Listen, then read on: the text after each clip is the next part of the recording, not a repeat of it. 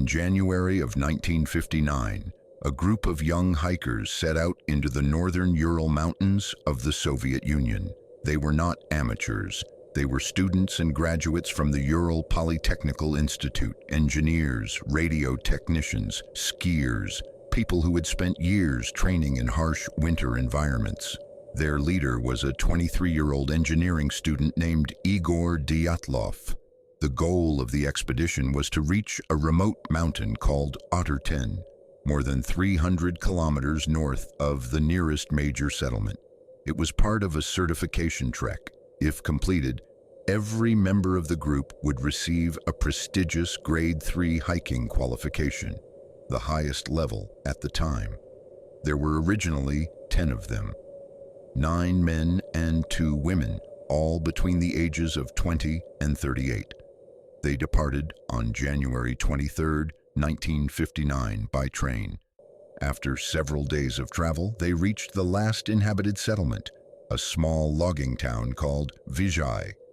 From there, everything would be done on skis. No roads, no towns, no help. On January 28th, just one day into the wilderness stage of the journey, one of the hikers, Yuri Yudin, became seriously ill. He was suffering from joint pain and sciatica. He could barely walk. After a long discussion, it was decided he would turn back. Yudin later said that decision haunted him for the rest of his life, because he was the last person to ever see the rest of the group alive. The remaining 9 hikers continued north. They documented their journey carefully.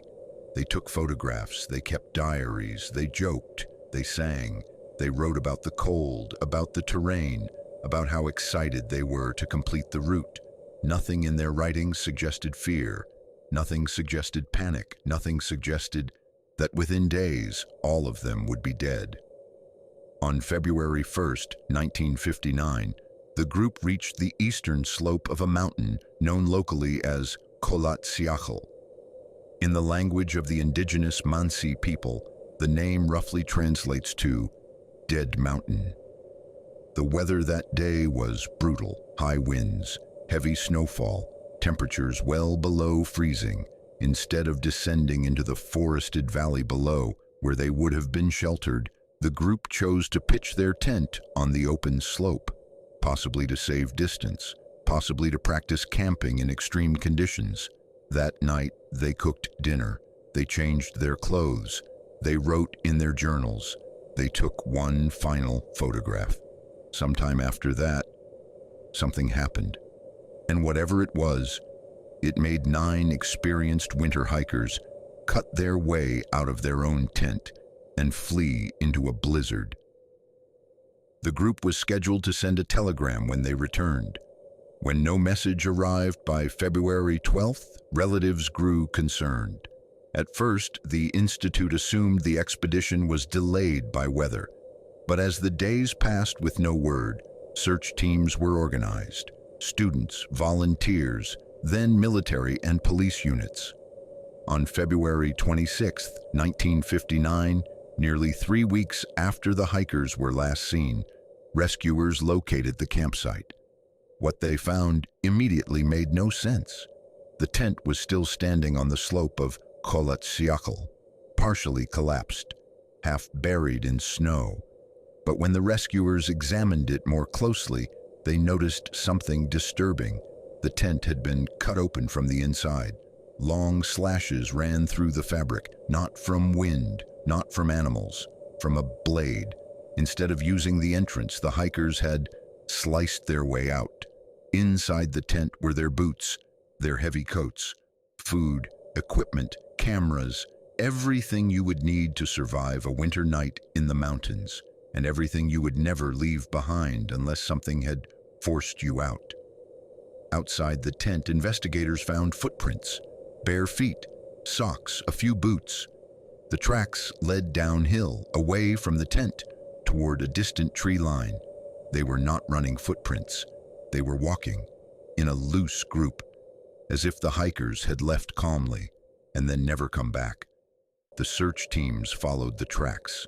They stretched for nearly a kilometer, down the exposed slope, into the forest. At the edge of the trees, beneath a large cedar, they found the remains of a small fire, and near it, the first bodies. Two of the hikers lay side by side. They were barefoot, wearing only underwear and thin shirts. Their hands were blackened and torn, as if they had tried desperately to climb the tree above them. Broken branches were found more than 5 meters up the trunk, as if someone had been trying to escape something, or see something. The two men had no fatal injuries. Their official cause of death was hypothermia, but they should never have been there in the first place. Not without clothes, not without shoes, not in -30-degree temperatures. As the search widened, 3 more bodies were found between the tree and the campsite, spaced out along the slope, as if they had tried to return to the tent, one by one, and failed. They were better dressed than the first two, wearing parts of other hikers' clothing, socks, a jacket, pieces torn or removed from someone else. All 3 had also died of hypothermia, but their positions suggested something else. They hadn't wandered randomly. They had been moving with purpose, back toward the tent, back toward safety. Whatever had driven them into the night had not stayed behind. For weeks, the search continued. Winter storms buried the slope. Snow erased tracks. The remaining 4 hikers were nowhere to be found. It wasn't until May, when the thaw finally began, that their bodies were discovered, nearly 75 meters deeper into the forest, at the bottom of a ravine, buried under more than 3 meters of compacted snow. They were found together, as if they had built a last shelter. Tree branches and pieces of clothing had been arranged into a crude floor. Above them, a makeshift roof of snow. Unlike the others, these 4 were dressed more heavily, wearing multiple layers, some wearing the clothing of those who had already died. But what searchers saw when they uncovered them was nothing like hypothermia. One man had massive trauma to the side of his skull. Another had ribs crushed inward. Both injuries were described by medical examiners as comparable to the force of a serious car crash. And yet, there were no external wounds, no cuts, no lacerations, no signs of a struggle, no footprints of another person. One woman, Lyudmila Dubinina, was found without her tongue. The soft tissue around her face was gone. Her eyes were missing.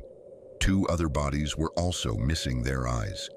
The official explanation was animal activity after death, but investigators were disturbed by something else: the level of internal damage, the force required to break those bones. According to the autopsy, it was not something that could be caused by a fall from standing height, and there were no injuries to match a violent collision with rocks. It was as if something enormous had struck them, without breaking the skin. Some of the clothing recovered from these 4 hikers showed traces of radiation, not high enough to be lethal, but high enough to raise questions. The Soviet investigation listed the cause of death for 3 of them as fatal trauma, and for the others, hypothermia. The final report concluded only that the group had been killed by a compelling natural force. No explanation was offered. The case was closed, and the files were sealed. But nothing about the scene suggested a simple accident. Not the cut tent, not the scattered bodies, not the crushed ribs, not the missing eyes, not the radiation, not the fact that 9 trained hikers had fled half-naked into a blizzard. Something had happened on that mountain, and no one could agree on what. It's important to understand who these people were, because the Dyatlov group were not reckless tourists.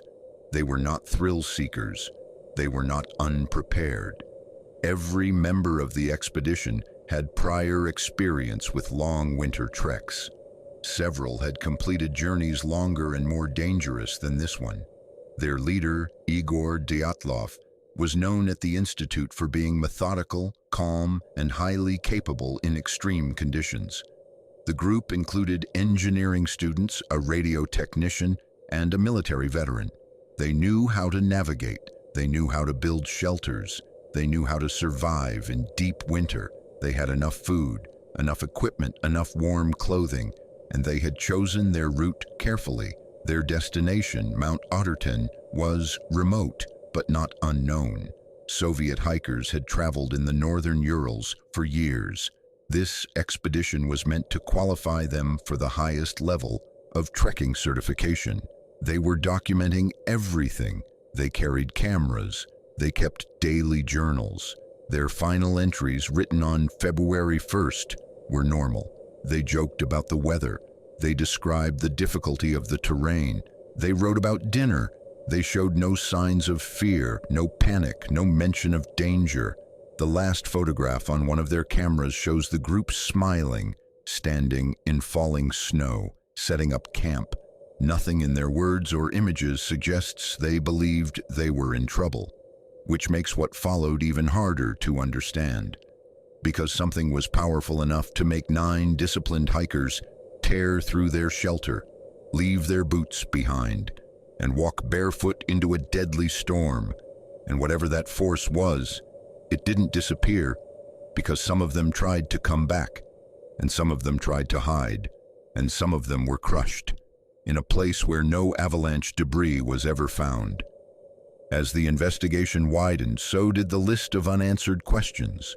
Some of the hikers' clothing showed unusual discoloration, a faint orange or brown tint that witnesses later described as unnatural.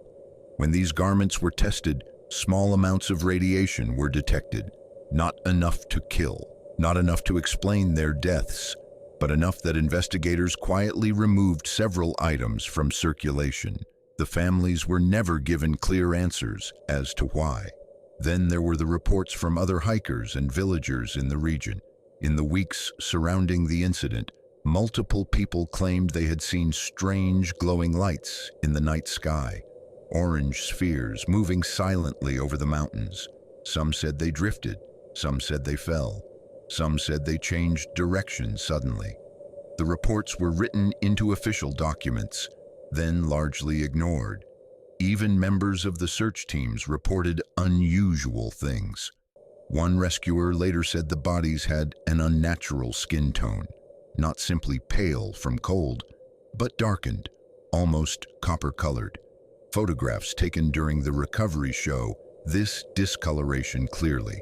And then there were the cameras. Several rolls of film were recovered from the site. Most were ordinary, group photos, landscape shots, jokes. But the final frames, taken sometime during the night, were not clear. They showed streaks of light, blurred shapes, an overexposed sky, as if someone had taken photographs in darkness without aiming, as if something had drawn their attention upward. The Soviet investigation never explained these images. They were catalogued, filed, and forgotten. The official case files were closed by May of 1959. The verdict stated only that the hikers died due to exposure to the elements and a compelling natural force. No criminal case was opened. No suspect was named. The area was quietly restricted, and discussion of the incident faded from public view. But among the families, the rescuers, and those who had read the reports, it never really ended. For decades, the Dyatlov Pass incident lived in a strange place.